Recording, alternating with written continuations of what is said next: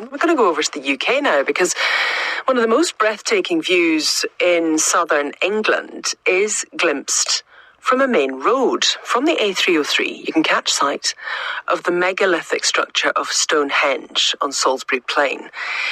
But that road is notoriously traffic clogged, and plans to upgrade it by tunnelling under the UNESCO World Heritage Site have been decades in the making.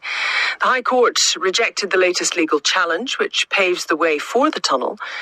However, it does continue to face strong opposition, as likely costs have surged as high as £2.5 billion. That's over 5.3 billion New Zealand dollars. John Adams chairs the Stonehenge Alliance, a group dedicated to fighting the project, and he's with us now. Kia ora, good morning. Thanks for being with us on RNZ. Good morning, Susie, and hello, New Zealand. Give us a sense of your reaction to this High Court decision, because this is something that has gone back and forward over the decades about what to do with the A303, and it looks like the tunnel's now set to go ahead. Well, it's not quite set to go ahead yet, Susie, because we still have an application before the appeal court to review the decision that you've just described in the High Court. So until that's decided, the scheme will not go ahead. But if I was to tell your listeners this morning that the New Zealand government was going to build a dual carriageway, flyover and tunnel across one of your UNESCO World Heritage Sites, say the Tonga-Iru National Park, people just wouldn't believe it. They'd think it was a joke. But that's exactly what the UK government is proposing to build within the Stonehenge World Heritage Site. And the problem with the tunnel is that it's not going under the whole of the World Heritage Site. It's only 3.3 kilometres long, and the site is 4.5 kilometres wide. So within the World Heritage Site, there will be deep, long cuttings gouged into the landscape at either end of the tunnel. At the western end, the cutting will be as wide as a football field and as deep as a two-storey house.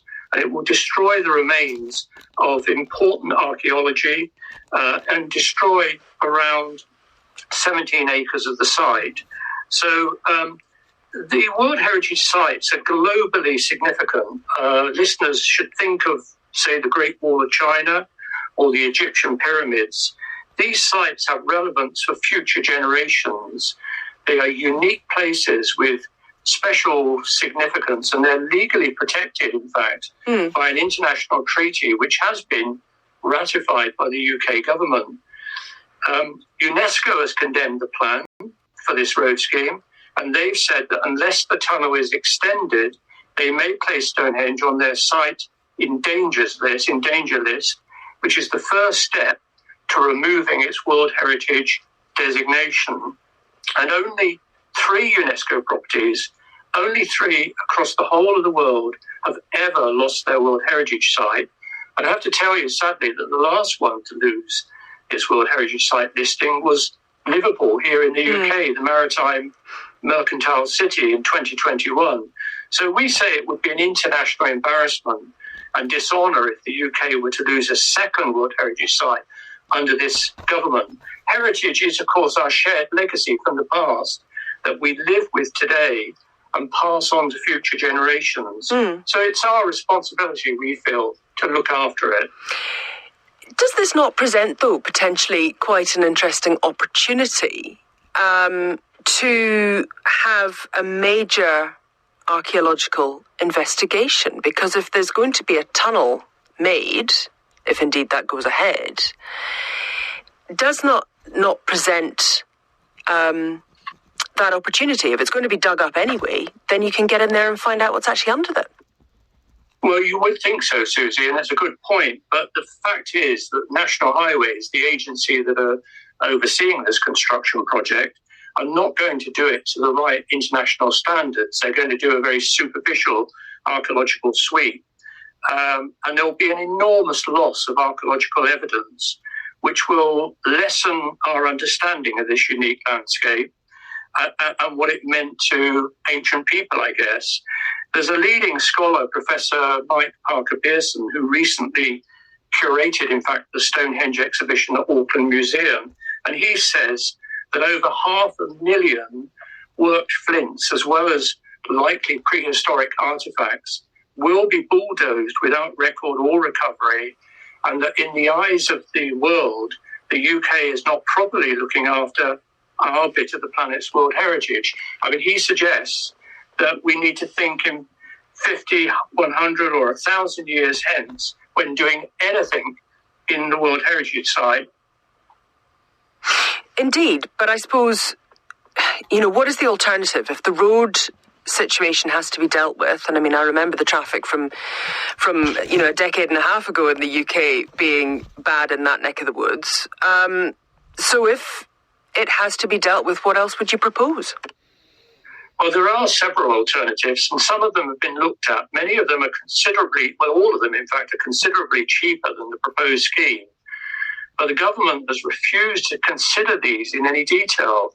I mean, we would prefer to leave things as they are and perhaps implement some modest, less intrusive traffic management rather than do the wrong thing. All over the UK, we have too much traffic, as you probably well know. And the problem is only getting worse. It's completely unsustainable. So building bigger roads is not the answer, because research clearly shows that new and bigger roads leads to traffic growth. I mean, politicians need to think longer term about traffic in the context of the climate emergency, and especially when a World Heritage Site is at stake. This tunnel is a really bad deal for UK taxpayers. The cost is likely to be, and I think you said at the top of the show, £2.5 billion. It's likely to be £3 billion for 12 kilometres of road. That's a staggering £250 million per kilometre, or around 530,000 New Zealand dollars per metre. It will be one of the most expensive roads in the world. And whichever way you look at this, it just doesn't make sense. The expert planning examiners who reviewed the plan in detail recommended against it because it would cause, in their words, irreversible and permanent harm. Yet the UK government, which, as you'll know, may only itself have a few months left in office, ignored their advice and are trying to push it through. Sadly, this road has always been a vanity project for political gain. Is it something that is likely to destabilise the stones themselves? No, the tunnel will be about at least 200 metres from the stones. But what it will do is, because it will be a very deep tunnel, but it will be like inserting a concrete barrier down in the earth, and it will upset the water flows. And some of those water flows and the natural springs help to preserve archaeological evidence, and that will be upset. Interesting stuff. John Adams, thank you very much. We will certainly keep our eye across this one. He's the chair of the Stonehenge Alliance, which is fighting this project of a tunnel which has been some decades in the making, which looks like it may be built under the UNESCO World Heritage Site of Stonehenge.